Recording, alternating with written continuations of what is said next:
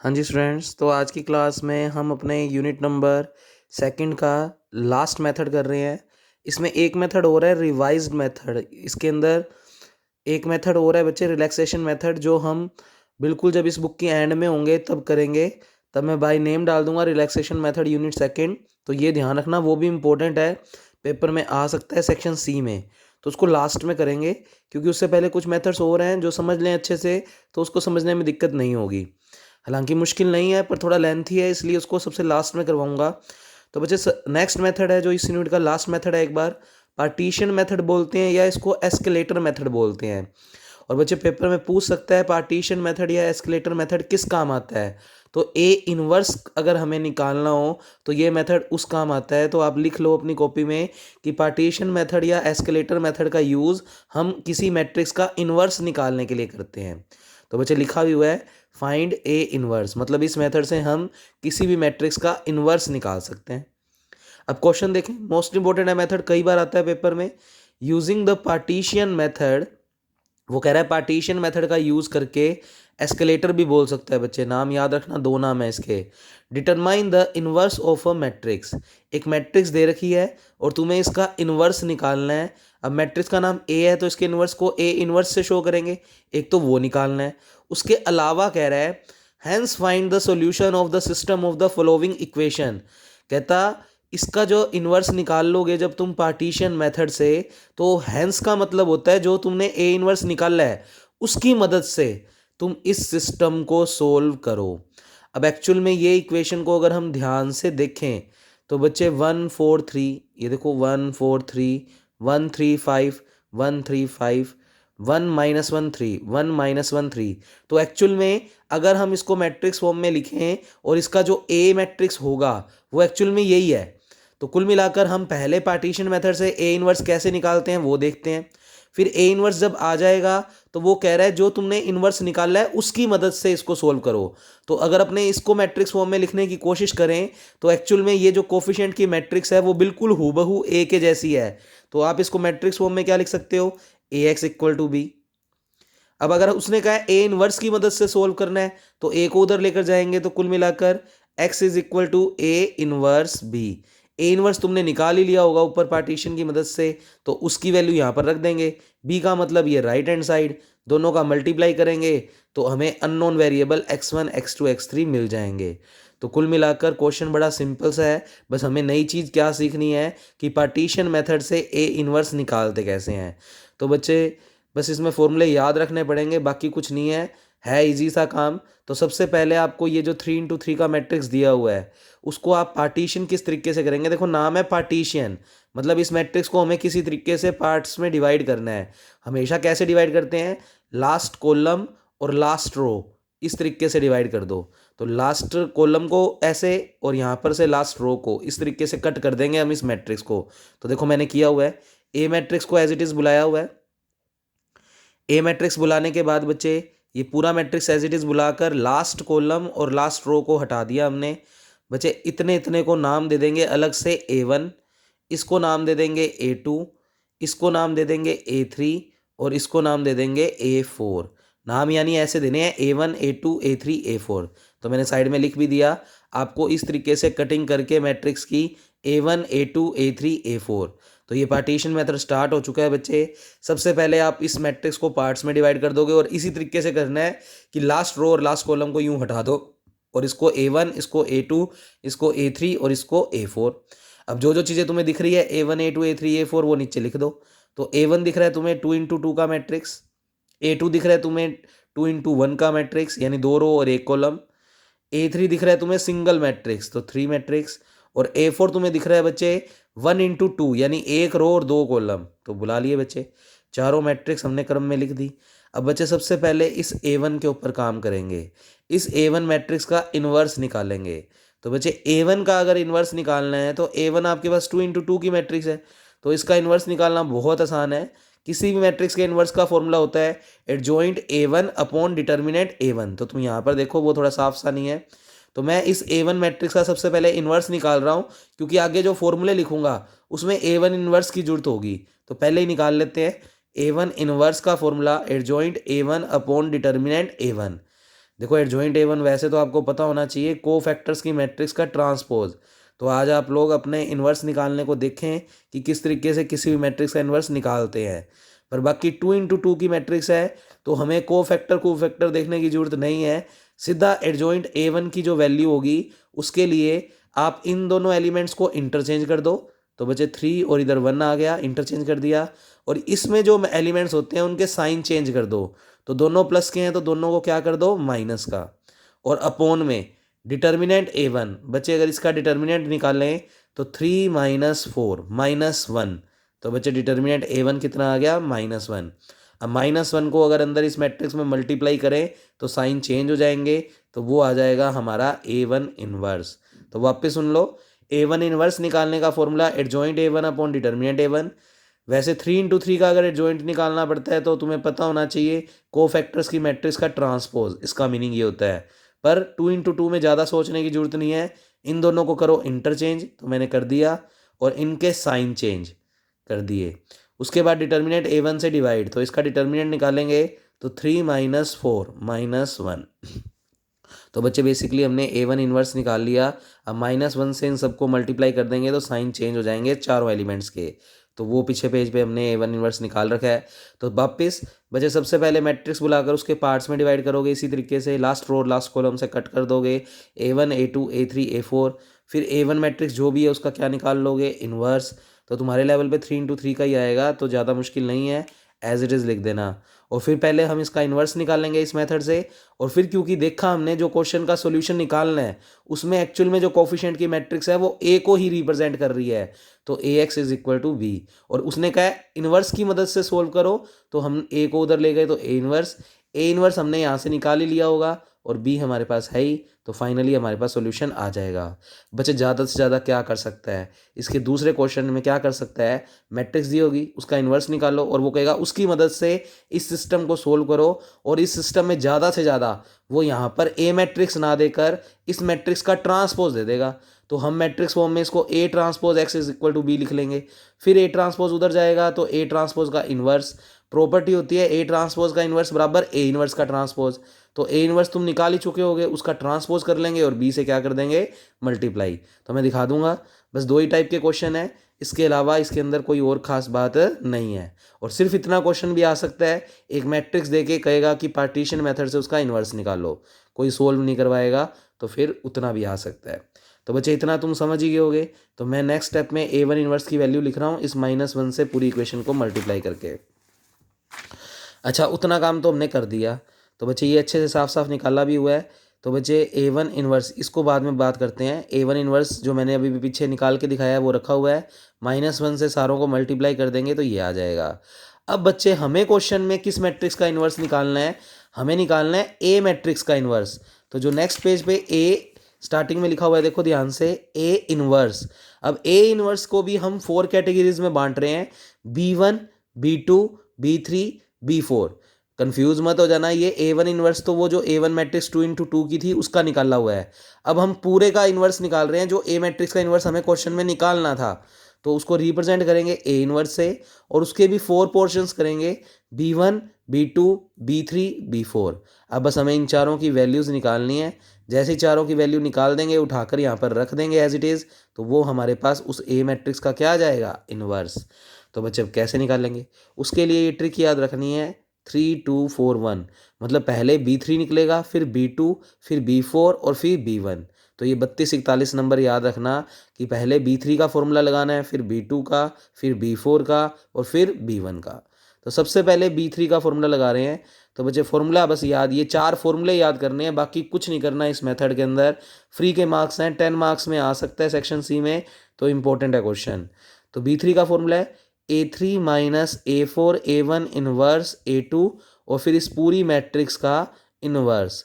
B2 का formula है -A1 inverse A2 B3। तो देखो पहले 3 को क्यों बुलाया, क्योंकि 3 निकलेगा तो फिर B2 का जब फॉर्मूला बुलाएंगे तो उसमें B3 की जरूरत है। तो ये B3 अगर निकला ही नहीं होगा तो फिर इसको बुला के करेंगे क्या। फिर उसके बाद B4 B1। तो बच्चे B4 की वैल्यू है आपके पास -A4 A1 इनवर्स, यानी पहले नंबर पे B3 ही निकालना पड़ेगा, क्योंकि B2 में भी B3 का यूज़ है। B4 में भी B3 का यूज़ है और B1 में B4 का यूज़ है। तो कुल मिलाकर इसको इसी सीक्वेंस में निकालना है तो ज़्यादा बेटर है। हालांकि इनको आपस में इंटरचेंज कर सकते हो, बट याद रख लो बस 32 41। तो बच्चे चारों फॉर्मूले में पढ़ देता हूँ, अगर कुछ पढ़ने में दिक्कत आ रही हो तो। B2 का फॉर्मूला है मैट्रिक्स में माइनस का A1 inverse A2 B3। B4 का फॉर्मूला है माइनस का A4 A1 इनवर्स B3। और बच्चे B1 का फॉर्मूला है A1 इनवर्स I2 का मतलब आइडेंटिटी मैट्रिक्स 2 × 2 की माइनस A2 B4। तो बच्चे मैं ये चारों फॉर्मूले क्रम में बुलाऊंगा जिससे मेरे पास ये सारी वैल्यूज़ आ जाएंगी, उसको उठाकर इसमें रख दूंगा तो पार्टीशन मेथड ख़त्म हो जाएगा और हमें A इन्वर्स मिल जाएगा। अब देखो तुम्हें मैंने सबसे पहली क्लास में किसी मैट्रिक्स का इन्वर्स निकालना सिखाया हुआ था, तो पेपर में मान लो कोई फॉर्मूला इधर उधर हो जाए तो कोई दिक्कत वाली बात नहीं है। आपको ए मैट्रिक्स का इन्वर्स निकालना मैट्रिक्स कैलकुलेटर में सिखाया हुआ है, तो आपको जो भी वो ए मैट्रिक्स दी हुई है उसका इन्वर्स तो आप पहले ही निकाल लोगे। उसके बाद उसके हिसाब से B1 2 × 2 जो तुमने ए इन्वर्स डायरेक्ट निकाल रखा होगा अपने कैलकुलेटर में, उसकी पहली 2 × 2 की मैट्रिक्स B1 है, बाद वाला वो वाला कॉलम B2 है, ऐसे नीचे वाला एक एलिमेंट B3 है और इधर 2 × 1 का जो एलिमेंट होगा वो B4 होगा। तो आंसर तुम्हें पहले से ही पता होगा, बस अगर ये फॉर्मूले सही सही लग जाए तो ठीक है, अदरवाइज तुम आंसर उस मैट्रिक्स को देखकर B3 B2 B4 की वैल्यू निकाल देना। तो देखो ध्यान से, B3 वाला फॉर्मूला एज इट इज़ बुला लिया। A3 तुमने पीछे लिख रखा है, 3 मैट्रिक्स थी सिर्फ। A4 मैट्रिक्स थी 3 और 5। A1 इन्वर्स तुमने ये निकाला हुआ है बच्चे, उठा के रख दिया। और A2 मैट्रिक्स भी पीछे लिख रखी है हमने 1 और -1। ये 1 और -1 है, क्लियर है? ठीक है बच्चे, चेक कर सकते हो अपने नोट्स में। A2 मैट्रिक्स तुमने ये लिख रखी थी। अब सब और इस पूरी मैट्रिक्स का फॉर्मूले के अंदर क्या करना है, इन्वर्स, तो हमने कर दिया इन्वर्स। अब सोल्व करते हैं पहले अंदर वाले पोर्शन को। तो बच्चे पहले ये मैट्रिक्स इससे मल्टीप्लाई होगी तो ये वाला एलिमेंट इनसे, तो -3 और -1 तो बन गया -4। फिर ये रो जब इस कॉलम से होगा तो 4 और +1 तो कितना हो गया 5। फिर बच्चे इन दोनों को सोल्व करेंगे तो 3 × -4 -12 और 5 × 5 25। तो ये एक ही में लिखे जाएंगे। खुद की सोचो, अगर इन दो मैट्रिक्स को माइनस करना है तो ये सेम ऑर्डर की आनी चाहिए, तो ये एक सिंगल एलिमेंट बन जाएगा। तो -12 और +25 क्या होता है, +13 और बाहर क्या चल रहा है -3 -13 -10। तो इस पूरे का क्या चल रहा है फॉर्मूले में, इन्वर्स। अब बच्चे इन्वर्स का मतलब इसको अपोन में ले गए तो -1 अपॉन ये माइनस तो एज इट इज़, और 10 का इन्वर्स कर दिया तो 1/10। तो बच्चे ये किसकी वैल्यू आ गई आपके पास, B3 की। इसी तरीके से आप B2 का फॉर्मूला बुलाएंगे तो B2 का फॉर्मूला है A1 इन्वर्स A2 B3। इसको एज इट इज़ बुला दिया। अब बच्चे इसकी वैल्यू, तो बच्चे हमने अब B2 का फॉर्मूला बुलाया और B2 के फॉर्मूले के अंदर जो जो वैल्यूज़ हैं वो एज इट इज़ रख रहे हैं। तो देखो माइनस साइन चल रहा है एक्स को, तो माइनस को तो मैंने बाहर लिख दूंगा अगले स्टेप में। और A1 इन्वर्स तुमने निकाल ही रखा है, ये उठाकर रख देंगे। उसके अलावा बच्चे हमें चाहिए A2 और B3, तो A2 भी हम निकाल चुके हैं और B3 की वैल्यू हमने फाइंड आउट की है। इसको मैट्रिक्स में लिख लो, चाहिए ब्रैकेट लगा लो, क्योंकि सिंगल वैल्यू है, कोई फ़र्क नहीं है, एज अ न्यूमेरिकल काम करेगा। तो -1/10। तो बच्चे मैंने सारी वैल्यूज़ रख दी नेक्स्ट पेज पे। तो बच्चे B2 इज़ इक्वल टू, वो सारा फॉर्मूला वाइज रख दिया बच्चे, माइनस को बाहर रख रखा है। अब -1/10 इस माइनस से करेंगे तो ये तो हो गया +1/10। और इन दो मैट्रिक्स का मल्टीप्लिकेशन कर दो तो इस रो का इस कॉलम से करेंगे तो -3 और -1 तो कितना बन गया -4। फिर इस रो का इस कॉलम से करेंगे तो सेकंड रो में तो 4 और +1 तो कितना हो गया 5। ये 10 इसके अपोन में अलग, इसके अपोन में अलग, तो ये कर रखा है। बचे 4 और 10 कैंसिल आउट होकर 2/5 और 5 और 10 कैंसिल आउट होकर 1/5। माइनस चल रहा था तो माइनस को चला रखा, ये B2 निकल गया।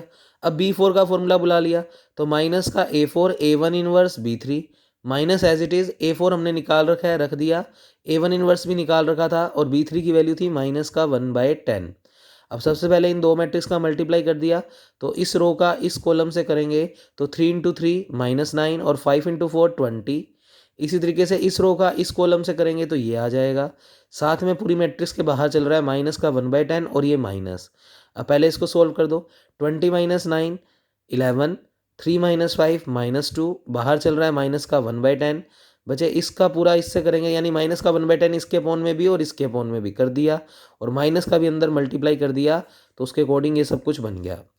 अब बच्चे B1 निकाल रहे हैं तो B1 का फॉर्मूला था A1 इन्वर्स आइडेंटिटी मैट्रिक्स 2 × 2 की -A2B4 ब्रैकेट बंद।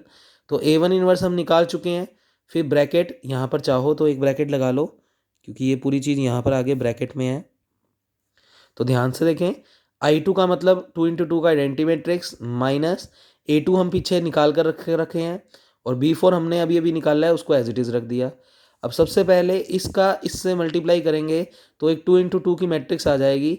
तो ध्यान से देखें, ये ब्रैकेट यहाँ भी चल रहा है क्रम में, अगर लगा रहे हो तो बच्चे ये वाला 1 जो है वो इससे मल्टीप्लाई होगा तो 11/10, ये 1 -1/5 से होगा तो माइनस का 1/5, ये माइनस इससे होगा तो ये माइनस का 11/10, और ये माइनस इससे होगा तो प्लस का 1/5। अब दो मैट्रिक्स 2 × 2 की है, माइनस कर सकते हैं। 1 - 11/10 तो 11/10।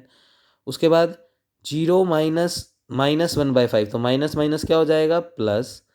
इसी तरीके से, अच्छा ये सॉरी मैं गलत बोल गया, 1 - 11/10, 10 - 11 तो माइनस का 1/10। तो इसको साफ साफ लिख लो, ये माइनस का 1/10 है बच्चे, ठीक है।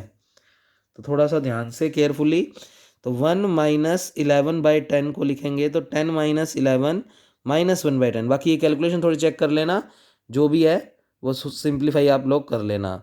उसके बाद बच्चे इसी तरीके से 0 माइनस दिस तो ये प्लस का 11/10, क्योंकि माइनस माइनस प्लस हो गया, और 1 - 1/5 तो ये 4/5 हो गया। फिर ये इसने गलती लिख रखा है बच्चे, ये माइनस का ही 1/10 आना चाहिए, तो ये माइनस का 4 आएगा। हाँ, ये थोड़ी सी मिस्टेक है बच्चे, ये माइनस का 1/10 आएगा। वो चलो तुम सोल्व कर लेना जो भी वैल्यूज़ हैं।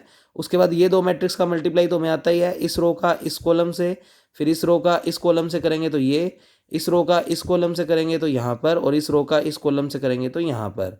इस तरीके से तुम्हारे पास ये पूरा B1 मैट्रिक्स आ जाएगा। बच्चे सारी वैल्यूज़ निकाल चुके हैं, तो ओवरऑल अपने को अब कुछ नहीं करना, ये B1 B2 B3 B4 उठाकर अपने को इस A इन्वर्स मैट्रिक्स में एज इट इज़ रखने हैं। और मैं तुम्हें पहले ही बता चुका हूँ कि तुम्हें मैंने कैलकुलेटर में इन्वर्स निकालना सिखाया हुआ है, तो वो इन्वर्स तुम्हारा आ चुका होगा ऑलरेडी। दिखाता हूँ आपको मैं, जैसे तुमने B1 B2 B3 B4 calculate किया तो यहाँ रख दिया। अब कैलकुलेटर में तुम्हारे पास ये पूरी वैल्यू ऐसे आ रखी होगी, तो तुम उसमें से 2 × 2 को B1, ये B2, ये B3 और ये B4। तो कैलकुलेशन मिस्टेक चेक कर लेना बच्चे, जो भी है। उसके बाद उसने कहा था कि इन्वर्स निकालने के बाद उसकी मदद से आगे सोल्व करो सिस्टम को। तो हमें जो ये सिस्टम दे रखा था उसको अगर मैट्रिक्स फॉर्म में लिखें तो AX = B था, क्योंकि एक्चुअल में ये मैट्रिक्स भी वही मैट्रिक्स है जो ऊपर अलग से A मैट्रिक्स थी। फिर हमें इन्वर्स की मदद से सोल्व करना है, तो X = A inverse B। A inverse तुमने निकाल ही रखा है, B तुम्हारी राइट हैंड साइड थी इक्वेशंस की, दोनों का मल्टीप्लाई करेंगे तो ये 3 वैल्यूज़ आ जाएंगी जो X Y और Z को रिप्रेजेंट कर रही है।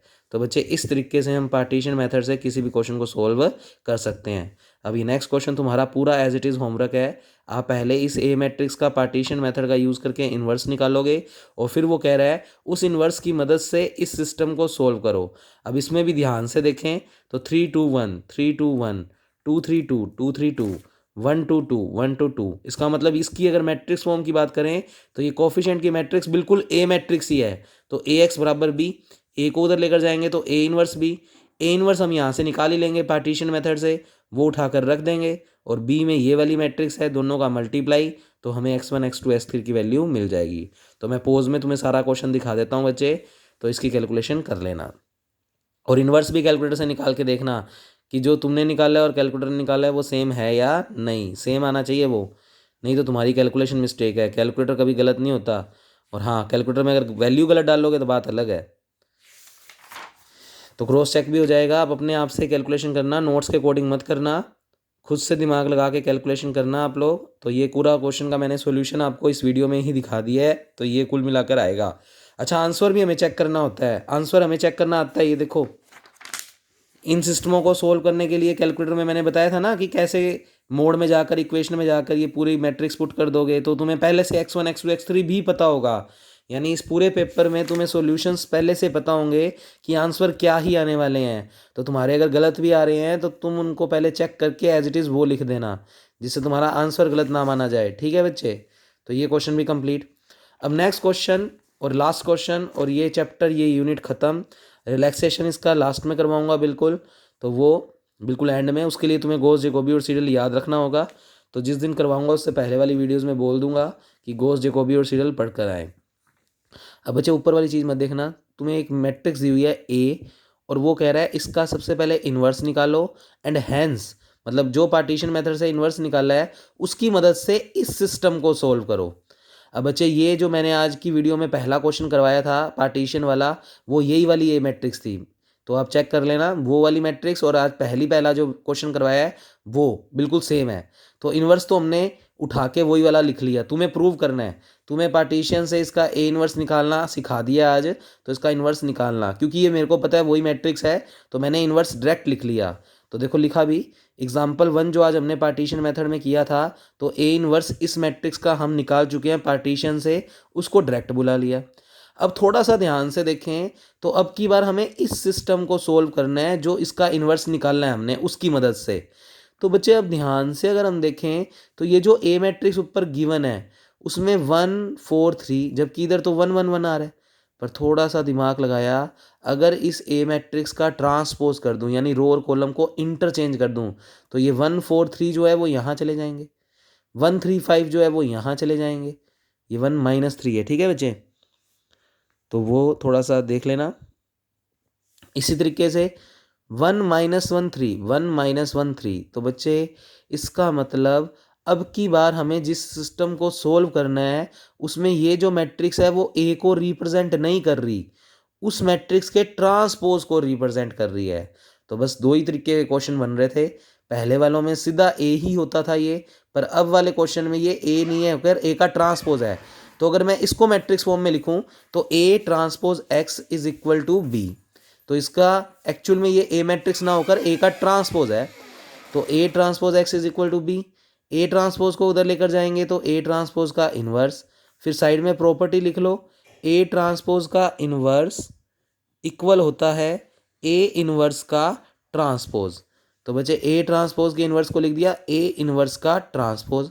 अब हम इस ए मैट्रिक्स का पार्टीशन मेथड से पहले इन्वर्स निकाल लेंगे, क्योंकि ये पहले वाला क्वेश्चन ही है तो ए इन्वर्स मैंने डायरेक्ट बुला लिया, ये पार्टीशन से निकाला हुआ है, तो लिखा भी हुआ है पार्टीशन मेथड से हमने ए इन्वर्स इसका पहले ही निकाल रखा था तो उसको बुला लिया।